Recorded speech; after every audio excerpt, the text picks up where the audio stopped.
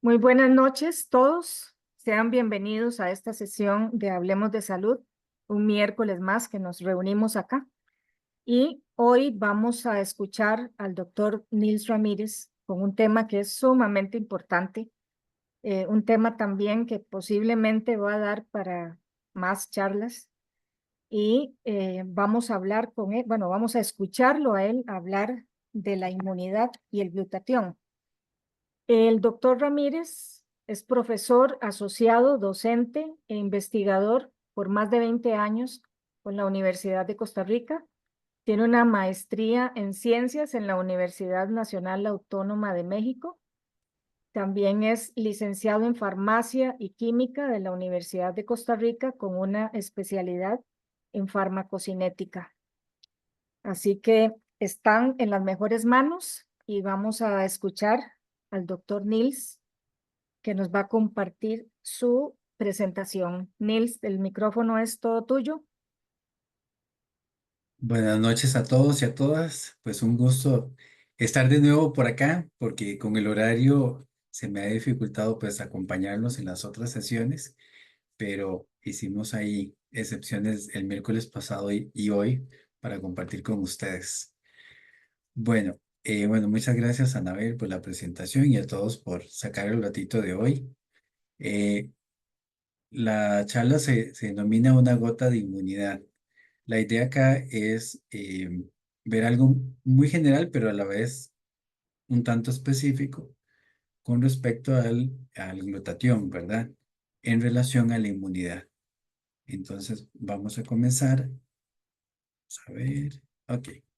Los contenidos de la charla de hoy, pues, son unas nociones generales sobre inmunidad específica, la humoral y la celular.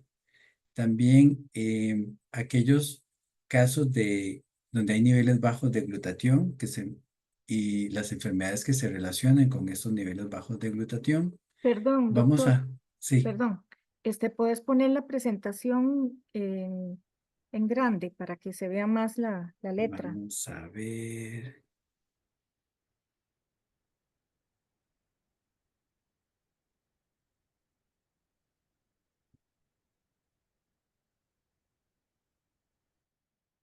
Porque estoy en modo, Doctor, me parece que usted tiene otra pantalla sí, funcionada. Tiene que soltar esa pantalla para que no se le vea así. vamos a ver. Voy a dejar de compartir un momentito. Correcto. Y yo creo que,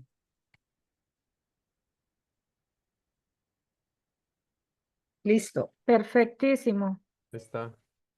sí, Sí, señor, ahora sí la ven completa. es correcto. Ah, ok. Vamos a ver. Ah, ok. Sí, es que estoy en la otra pantalla. Lo voy a ver un poquito de ladito, entonces ahí no se extrañe. Bueno, entonces, y además la otra pantalla es mucho más grande. Vamos a hablar de qué son las inmunodeficiencias, pues una relación del glutatión y el sistema inmune, y esto nos lleva a un caso de las inmunodeficiencias en niños, que es un caso cubano del año 2022, que reportaron información muy interesante. Y por último, las conclusiones, pues, de este caso de inmunodeficiencias en niños.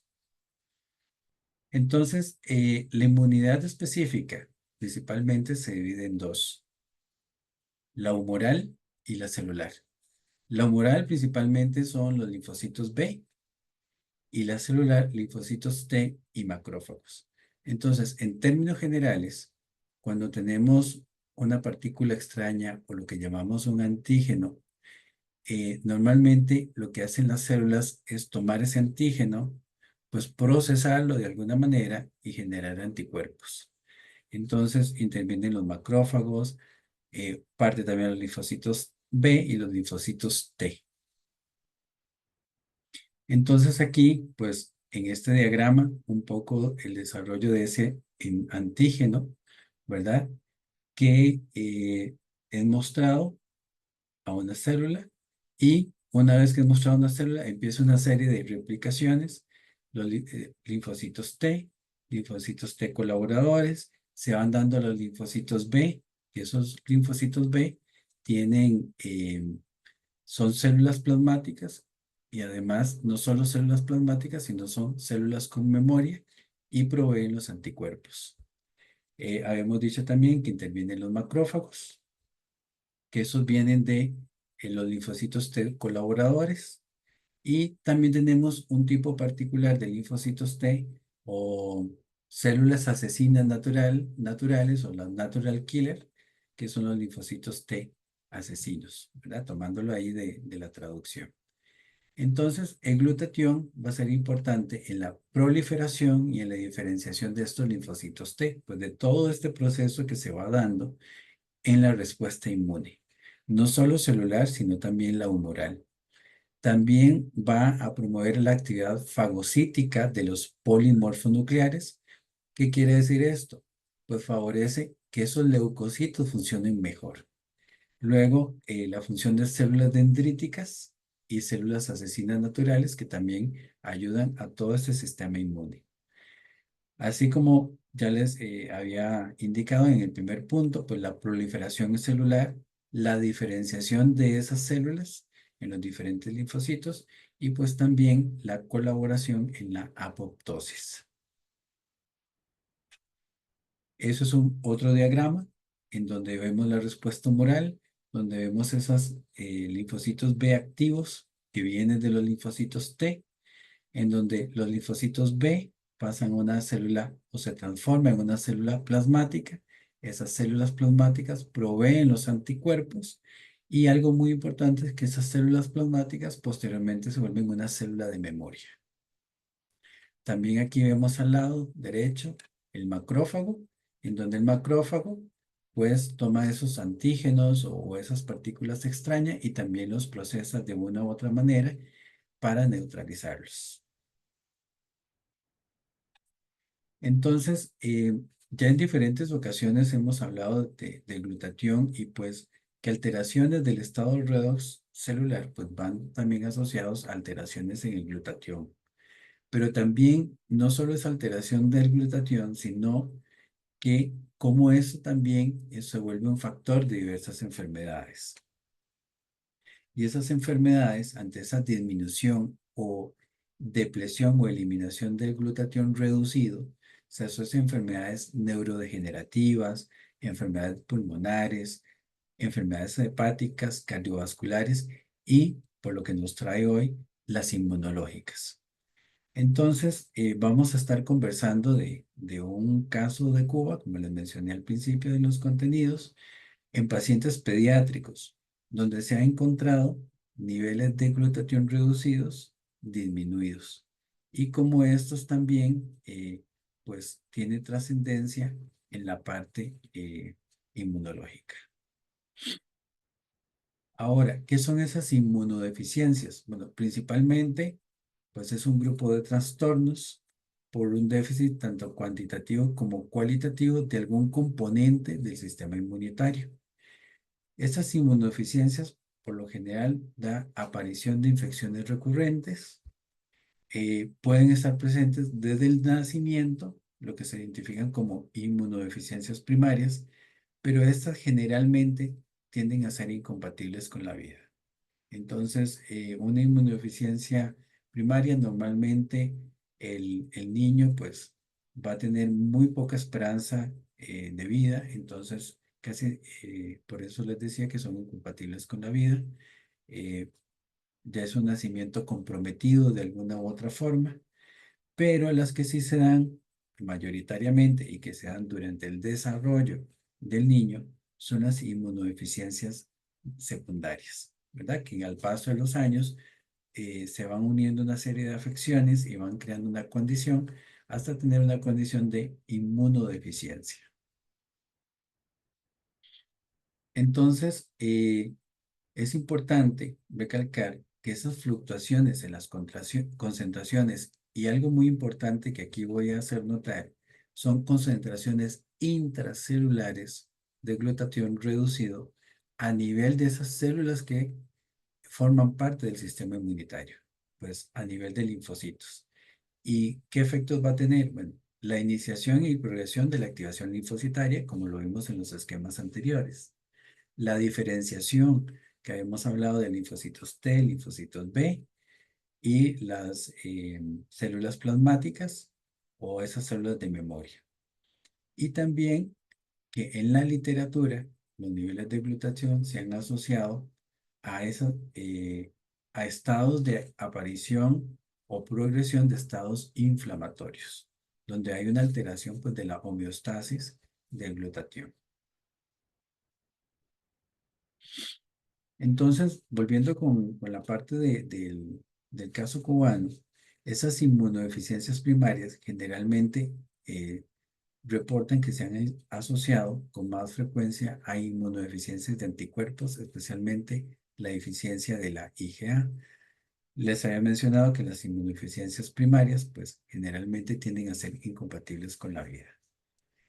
Las inmunodeficiencias combinadas también con defectos en el fagocito, deficiencias en el complemento de histocompatibilidad y otros síndromes, entonces hace que estas inmunodeficiencias primarias causen un impacto tal que puedan ser incompatibles con la vida. Entonces, en este caso cubano, son 21 pacientes pediátricos con inmunodeficiencias. Fueron niños de 1 a 8 años con inmunodeficiencias detectadas. Aquí hay niños de ambos sexos. Hay 8 niños en el mismo rango de edad como control, con estudios de inmunidad humoral y celular normales. Y los pacientes, en este caso los niños, fueron divididos en 2 grupos. En grupos que tienen inmunodeficiencias asociadas a la inmunidad humoral y a las inmunodeficiencias asociadas a la parte celular. Algo también, ahora conversando con Anabel antes de la charla, que esa es una de las técnicas que al menos en mi trabajo día a día lo tenemos y me llamó mucho la atención de que se podría determinar los niveles de glutatión oxidado y glutatión reducido. También, hablando de estos niveles de glutatión versus glutatión oxidado, es una relación que ya anteriormente habíamos conversado, cómo afecta el estado redox celular cuando hay alteraciones en esta relación. Entonces, aquí de manera esquemática, entonces tenemos 10 niños y 11 niñas que forman parte del estudio. Tenemos con inmunodeficiencia humoral, se tomaron 10 pacientes pediátricos, ¿verdad? Y con inmunodeficiencia celular, 11 niños. Algo muy importante es que fue antes del tratamiento de inmunomodulador que se le da a estos niños. Entonces, quiere decir que vemos una condición inicial de cómo está el glutatión en estas poblaciones. Y de control vamos a tener 5 niñas y 3 niñas. Aquí son 5 niños y 3 niñas. El control, pues son niños sanos y nos sirve de referencia. Algo importante es que la muestra fue tomada en sangre venosa con 12 horas de ayuno. Eso se coloca en lo que diríamos un Pacutainer, que tiene un anticoagulante. Se separa el plasma y los eritrocitos y luego se hace un lavado con suero fisiológico, o lo que uno llamaría suero salino. Y luego se toma algo muy importante, que esos eritrocitos que se toman, lo que se hace es abrirlos de cierta manera, porque lo que vamos a medir es el contenido intracelular de esos eritrocitos. Y como ya antes les mencioné, esas muestras van a ser analizadas por la técnica que nosotros denominamos HPLC por UV. Entonces, de los resultados que fueron muy interesantes, es que las concentraciones intraeritrocitarias de glutatión reducido estaban disminuidos tanto en el grupo de pacientes con inmunodeficiencia humoral como de inmunodeficiencia celular, ¿verdad? Con respecto a los del control. Inclusive, si vemos en la segunda línea, donde está la parte humoral, se denota 786.9 y en la celular 845.8 en relación al grupo control que tiene 1539. Y veamos el glutatión oxidado. En glutatión oxidado, pues prácticamente el humoral, el celular y el grupo control, pues ahí andan parecidos. De hecho, no hay significancia entre el grupo control y los pacientes con inmunodeficiencia. Aquí, bueno, es como para representar en la parte estadística de que el estado redox, glutatión reducido, glutatión oxidado, en pacientes pediátricos con inmunodeficiencias, de que no hay diferencias significativas entre los pacientes, pero se encuentra disminuido el glutatión reducido con respecto al grupo control.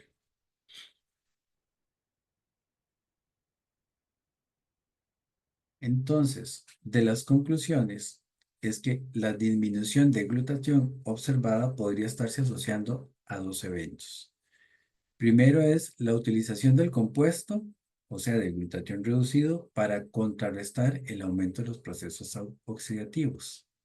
La otra parte es que este déficit puede estar relacionado a una disminución de la síntesis de glutatión, ya sea por deficiencias en el suplemento de sus aminoácidos precursores o por disminución de la actividad de las enzimas que participan en su síntesis. Entonces, veamos que en estas conclusiones, veamos la serie de factores que pueden alterar esa homeostasis o pueden alterar esos niveles de glutatión y más en este tipo de células. Luego, algo importante de esto, de señalar, es que las concentraciones de glutatión oxidado no había un aumento. Entonces, de la conclusión de este estudio, lo que ellos dicen, si las concentraciones de glutatión oxidado no son significativamente diferentes en las poblaciones, lo que realmente se está viendo afectado es el glutatión reducido. Entonces, uno de los planteamientos que hacían es que era el suministro de cisteína. O sea, recordemos que la cisteína, por su grupo sulfidrilo, pues va a ser un precursor para el glutatión reducido. Pero hay algo muy importante, y eso lo hablábamos en una de las charlas, en que si nosotros damos cisteína, claro, es muy positivo, pero hay un factor energético de por medio, porque de esa cisteína tiene que darse toda una serie de transformaciones para llegar al glutatión reducido. Entonces, ¿qué es lo que pasa? Si tenemos un paciente en una condición, eso va a requerir una cantidad de energía. Y si ya por ende el paciente está comprometido de alguna u otra manera, esa cisteína, pues sí va a haber mucho en el medio, pero la velocidad con la cual esa cisteína se va a transformar a glutatión, pues va a ser disminuida porque tenemos un organismo comprometido.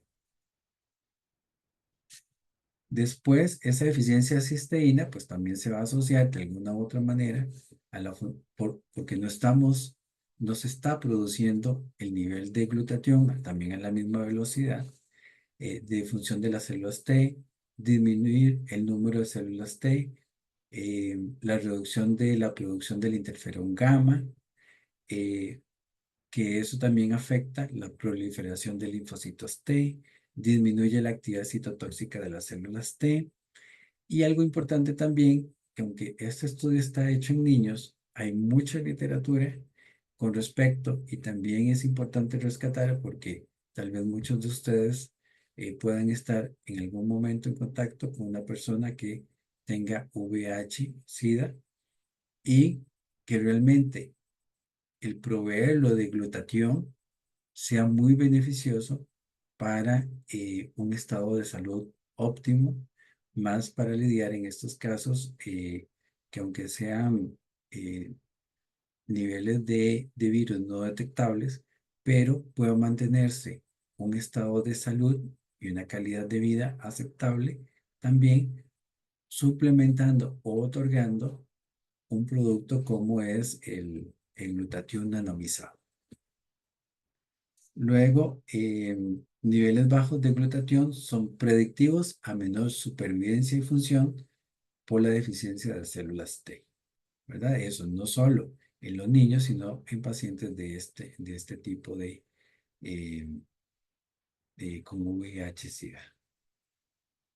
Entonces, algo importante y que también estaba conversando con Anabel, y es importante que me regrese para indicarles, es que esta determinación de glutatión reducido versus glutatión oxidado fue en concentraciones intraeritrocitarias.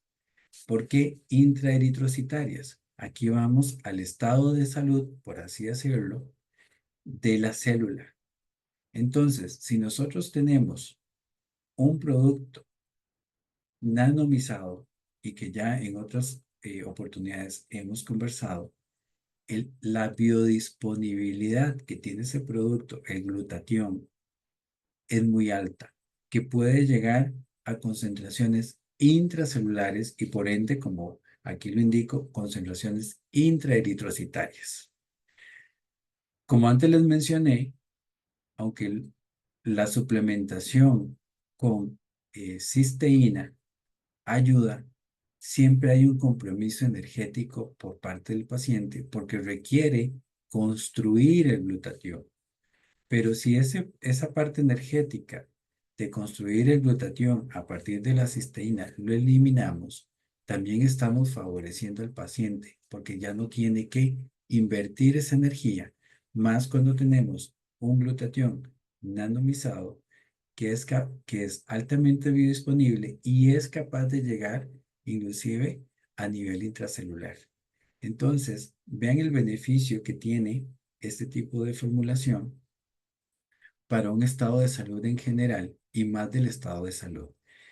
También, otra de las cosas que puedo decir es que habrá enfermedades que tal vez no podamos curar, pero algo muy importante, podemos disminuir mucho de los efectos producto de estas enfermedades, lo que beneficia al paciente en una mejor calidad de vida. Y eso es importante que lo consideremos, que muchas veces vamos a encontrar que no hay cura, pero aunque no haya cura, podemos disminuir una serie de factores que promueven esa enfermedad. Entonces vean que como el glutatión, y más en su forma nanomizada, altamente biodisponible, pues va a llegar a concentraciones intracelulares. Entonces, por eso también es la razón de que yo denominé a esta charla una gota de inmunidad. ¿Por qué? Como en una gota puede encontrarse un potencial enorme, y si en una gota encontramos un potencial enorme, todavía en las dosis, no voy a hablar de las dosis, sino en las cantidades que hay en un producto nanomizado, se potencializa para generar estados de salud mucho mejores, aprovechando de que aumenta el glutatión a nivel intracelular y por ende muchos procesos se van a ver beneficiados, y también que la condición oxidativa o el estado oxidativa de las células o tejidos en los órganos, pues también se va a ver disminuido. Entonces, este es el poquito aporte tal vez, pero con una nota muy interesante eh, acerca de lo que es el glutatión y más aún el glutatión nanomizado. Entonces, Anabel, pues abro aquí la sesión de preguntas o Doc, comentarios. ¿qué te parece? Porque te voy a decir algo, o sea, aquí hay personas que nunca estuvieron presentes en las reuniones previas que tuvimos con personal médico. ¿Qué Ujú, te parece si comentas un poquito sobre la diferencia entre glutatión reducido y oxidado? Porque ujú. se ha nombrado varias veces a lo largo de la charla y creo que es importante que todos conozcamos de qué se trata. Sí, realmente el glutatión reducido es el que tiene esa capacidad Vamos a hablarlo como en términos más coloquiales de neutralizar todo lo que son radicales, ¿verdad? En su forma de peróxido, superóxido o electrones. Entonces los neutraliza. A la hora de neutralizarlos, hay todo un proceso en el cual ese glutatión reducido va a neutralizar esos radicales o esos superóxidos o esos electrones que están ahí, que son radicales también, y van a pasar del glutatión reducido al glutatión oxidado. Ahora, ese glutatión oxidado, pues tiene la capacidad también de reconvertirse en glutatión reducido por otros mecanismos. Pero así como les mencioné, estos mecanismos siempre van a requerir energía, ¿verdad? Para convertirse. Entonces, una de las cosas que también en las diferentes charlas que veníamos diciendo es, si damos el glutatión nanomizado, disminuimos ese gasto energético que el paciente, porque aquí estamos hablando de pacientes, tenga que recurrir, porque eso va a implicar un gasto de energía. Y si le implica un gasto de energía, y más en una persona comprometida, pues le estamos restando para otras funciones. Aquí lo que estamos haciendo es que esa maquinaria bioquímica descanse, el glutatión pueda ingresar y realizar su función y vamos mejorando por todo lado. Disminuimos ese gasto energético de convertir a glutatión. Tenemos un glutatión que está disponible intracelularmente también y que puede favorecernos de muchas maneras. Al menos en el caso de hoy, vemos que puede perfectamente favorecer todo el engranaje del sistema inmunológico para tener una condición mejor. Y como les decía, puede no ser la cura, pero si mejoramos la condición de una célula en alguno o varios aspectos, también mejoramos la condición o la calidad de vida del paciente. También cuando hablamos de glutatión reducido a glutatión oxidado, siempre la relación tiene que ser mayor de glutatión reducido con respecto al oxidado, que ahí es donde vamos a encontrar que las condiciones son las más adecuadas.